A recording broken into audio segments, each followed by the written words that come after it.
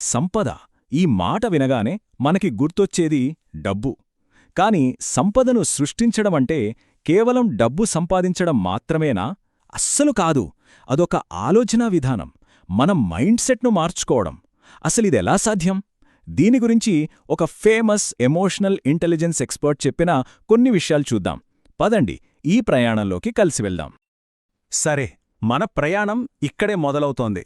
ఒకసారి ఈ మాట చూడండి. డబ్బు లక్ష్యం కాదు, అది కష్టానికి ఫలితం. ఆలోచించండి, ఈ ఒక్క వాక్యం మన మొత్తం ఆలోచన విధానాన్ని మార్చేయగలదు.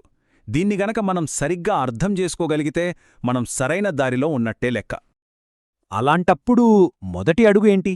చాలా సింపుల్. డబ్బు వెంట పరుగెత్తడం ఆపేయాలి. మరి ఏం చేయాలి?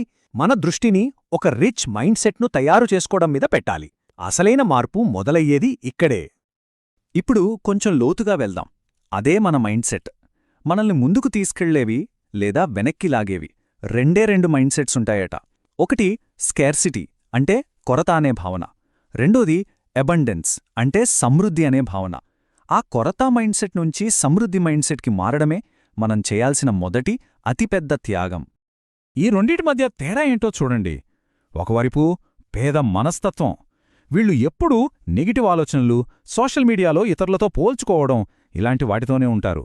కాని ఇంకోవైపు చూడండి, ధనిక మనస్తత్వం, వీళ్ల ఫోకస్ అంతా నేర్చుకోవడం, ఎదగడం, సంపాదించడంపైనే ఉంటుంది.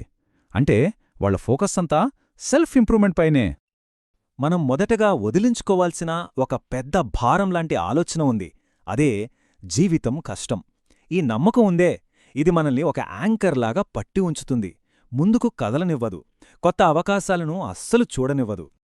సరే, ఆ పాత నమ్మకాన్ని పక్కన పెట్టి మనం అలవర్చుకోవాల్సిన ఒక పవర్ఫుల్ మంత్రంలాంటి వాక్యమిది.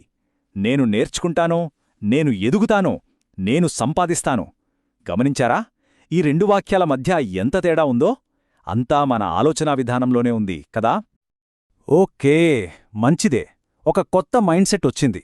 కానీ ఆలోచనలుంటే సరిపోతుందా? లేదు కదా. ఆ మైండ్ సెట్కి యాక్షన్ కూడా తోడవ్వాలి. రోజూ మనం చేసే పనుల్లో అది కనిపించాలి. దానికే మనం క్రమశిక్షణ అంటాం. అదే మన ఫౌండేషన్. అయితే ఈ క్రమశిక్షణను మన జీవితంలోకి ఎలా తీసుకురావాలి? దీనికొక 3 సింపుల్ స్టెప్సున్నాయి. స్టెప్ 1, మన టైంని సరిగ్గా ప్లాన్ చేసుకోవాలి. ఎప్పుడు ఏం చేయాలో ఒక క్లారిటీ ఉండాలి. స్టెప్ 2, ఎప్పుడో ఒకప్పుడు చేద్దాంలే, రేపు చేద్దాంలే అనే మాటను డిక్షనరీలోంచి తీసేయాలి. స్టెప్ 3, అన్నిటికన్నా ముఖ్యమైనది, ఈ రోజుతోనే మొదలుపెట్టాలి. ఇప్పుడే, ఈ క్షణమే.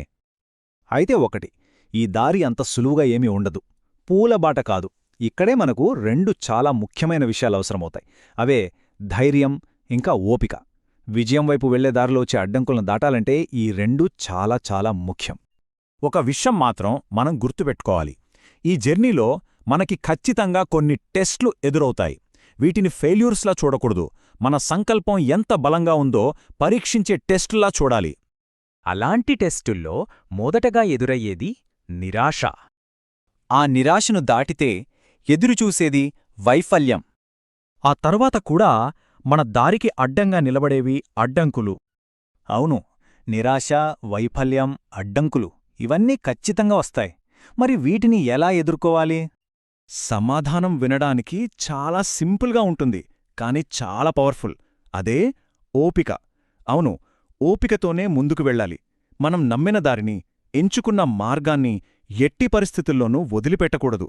అన్నిటికన్నా ముఖ్యమైన విషయం ఇదే. ఇప్పటివరకు మనం చాలా విషయాలు మాట్లాడుకున్నాం కదా. మైండ్ సెట్, క్రమశిక్షణ, ధైర్యం, ఓపిక, వీటన్నిటినీ కలిపితే వచ్చేదే అసలైన విజయానికి రహస్యం. విజయానికి ఒక ఫార్ములా ఉంది. అదేంటంటే, నిజమైన విజయం = సరైన త్యాగాలు ప్లస్ ఓపిక ప్లస్ సరైన నిర్ణయాలు. ఈ సింపుల్ ఫార్ములాను గుర్తుపెట్టుకుంటే చాలు. సో మనం ఇప్పటిదాకా నేర్చుకున్న ముఖ్యమైన విషయాల్ని ఒక్కసారి క్విక్గా చూసేద్దాం. ఫస్ట్, డబ్బు మీద కాదు, మైండ్ సెట్ మీద ఫోకస్ పెట్టాలి. సెకండ్, నెగటివ్ ఆలోచనలు, నెగటివ్ మనుషులకి దూరంగా ఉండాలి. థర్డ్, క్రమశిక్షణతో పనిచేయాలి. ఫోర్త్, ఓపికతో ఎదుగుతూ ఉండాలి. ఇవి పాటిస్తే చాలు, విజయం మనల్ని వెతుక్కుంటూ వస్తుంది. చివరగా ఒక్క విషయం గుర్తుంచుకోండి. విజయం అనేది మన మనస్సులోనే మొదలవుతుంది. మనస్సు మారితే మన జీవితం కూడా మారుతుంది. ఎంత నిజం కదా.